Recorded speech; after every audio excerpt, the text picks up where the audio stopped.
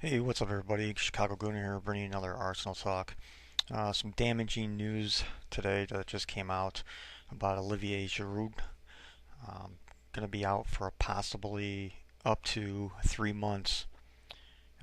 Really damaging blow because, um, as for myself, I thought this was going to be, at least for Giroud, like his best year yet. Not only in an Arsenal shirt, but overall in his career. Just because I thought maybe like the stars would really align for Arsenal this year and we could stay off the injury bug. But obviously, with Giroud's injury up to 3 months, it's just like it really just it's a gut shot once again for Arsenal that we just cannot seem to stay healthy. No one really knows when the injury occurred. I think it might have been possibly when he took that ricochet uh, right near the end of the game, right off of his shin. Um, some people are calling it an ankle injury. Some people are calling it a shin injury. It's quite possibly that he had a something um, like a hairline fracture or something like that in his shin. But again, it's up to 3 months, and that's damaging right now. You're talking about September, October, November. He won't be back till possibly um, early December, and that's during that time you're talking about if I should say when we win on Wednesday, you're talking about the entire group stage of the Champions League that he'll miss, and of course 3 months of Premier League play. Now, what are the options that we have right now?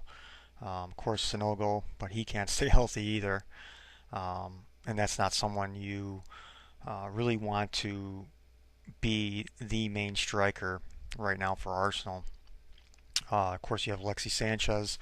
A lot of speculation that he was injured at halftime during Everton game, but he's not. Um, I think it was just I think Arsenal was basically trying to really rotate the guys to kind of try to keep guys as fit as possible, especially for Wednesday, and especially for Alexi to be fit um, and 100% and ready to go for Wednesday's game. Because plus, we just needed something different in that game against Everton. We needed a powerful body up top, and that's what Giroud provided us. And it gave us this spark that we needed to push forward and come back and make that game a tie or a draw and get a point out of it.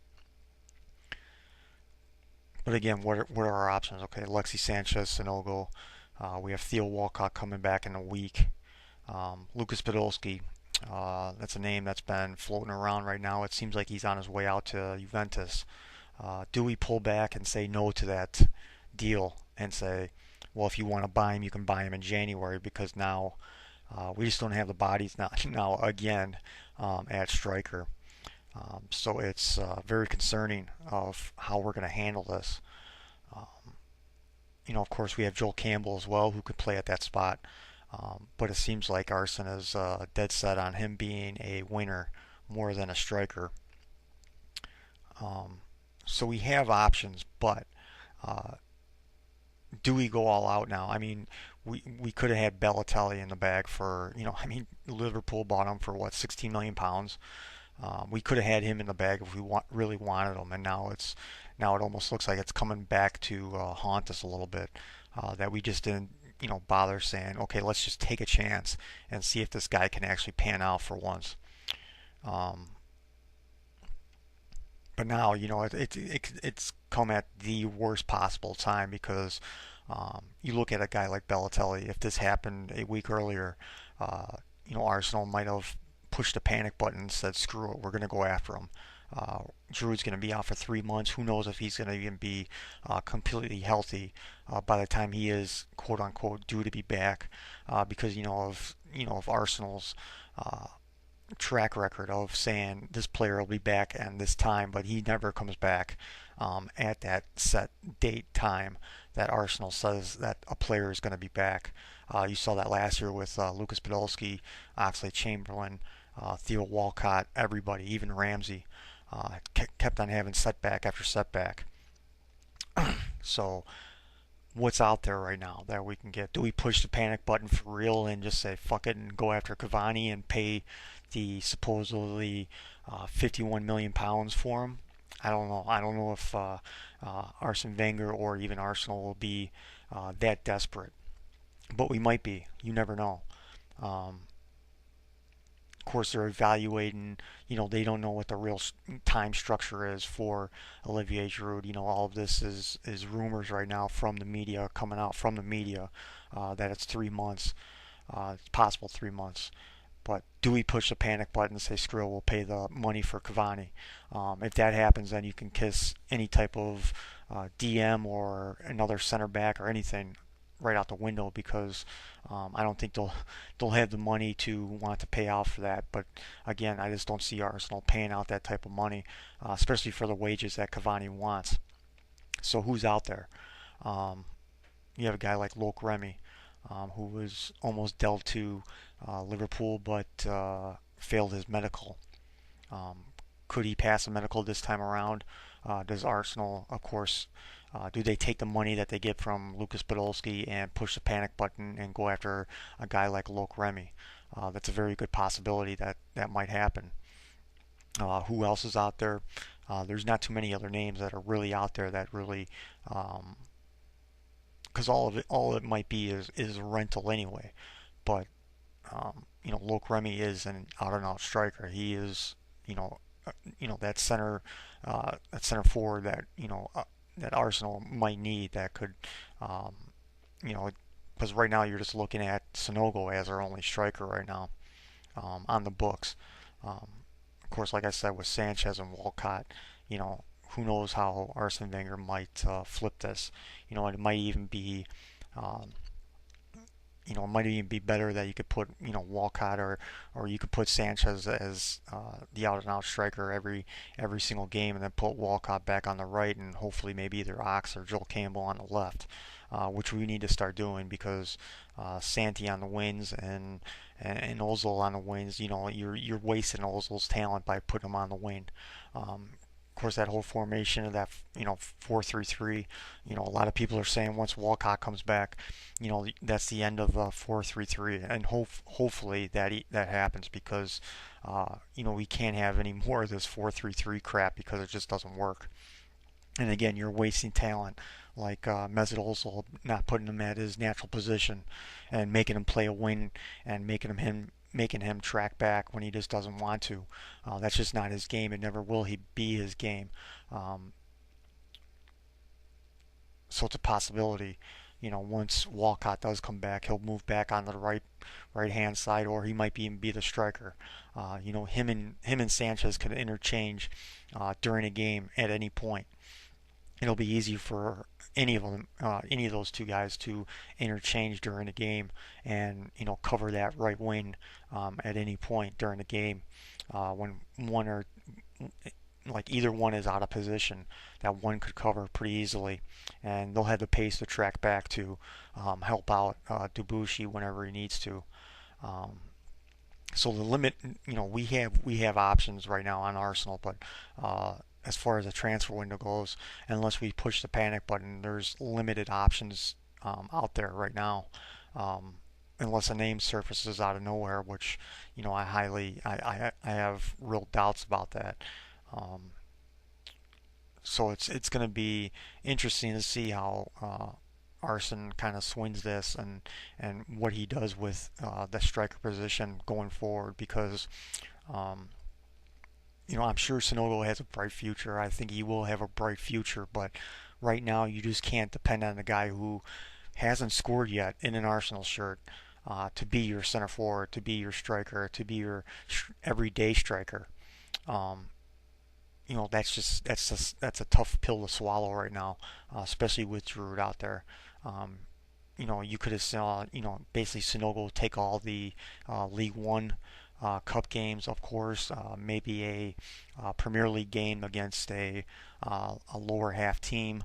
Obviously, you might want to stick them out there and go with that. But right now you can't put him out there against a Chelsea. You can't put him out there against a Man City or any of that type of stuff. You just can't put a kid like that out there that has limited amount of experience who uh, who will go up against center halves who will just um, own him for an entire 90 minutes of a game because of his lack of size, because of his lack of strength. Um, but again, with our options like Sanchez, Walcott, and Campbell, um, you know, this might be a blessing in disguise too. Don't give your, don't get completely down on this because you might be seeing a different type of Arsenal now with it where it's just like pace heavy and like I said in some of my previous episodes, it would be amazing to see Sanchez up top, Theo on the right, the Ox or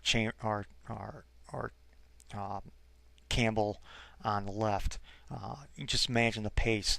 Just imagine the options that with that pace and then with that skill that Ozil will have at his disposal to feed those guys and to just get shot after shot on goal and see all the goals go into the back of the net. I mean, it would just be great to see that. So again, it might be a blessing in disguise, but again, it's really disheartening to see basically our only real striker now on the shelf for the next 3 months.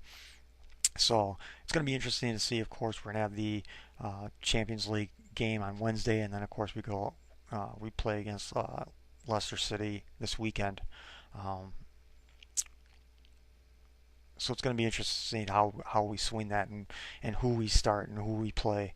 But I'm really hoping for the starting 11 for this game in the Champions League. Uh, my starting 11 would be Sanchez up top, the Ox on the right, Campbell on the left, Ozil playing right behind Sanchez. At the CM spot, I know this might get a little bit of controversy just because Jack is a lot better defensively than Santi is, but I'd rather see Santi at that CM spot. Of course, Flamini at the DM spot.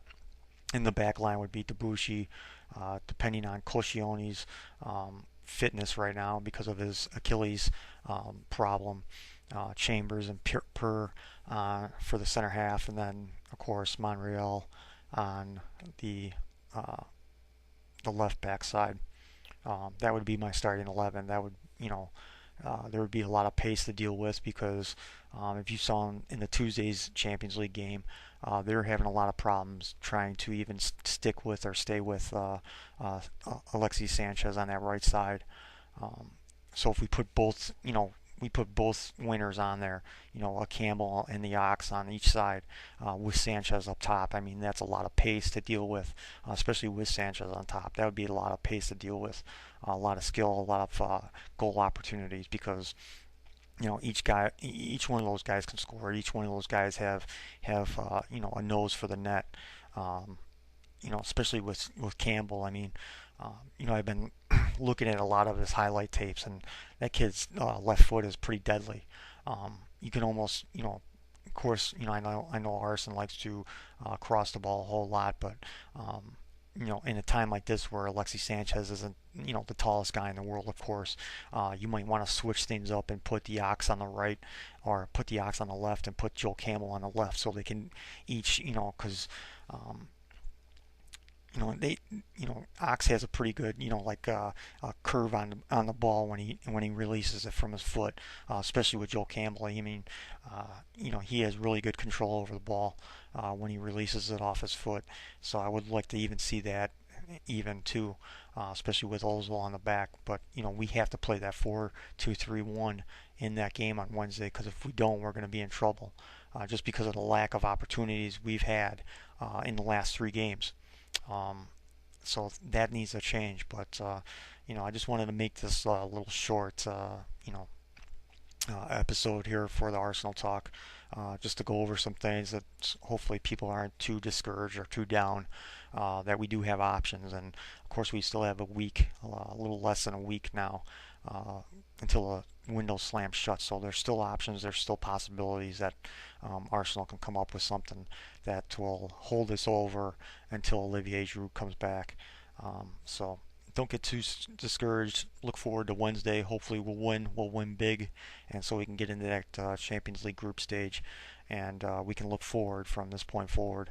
And yeah, that'll be it. Later.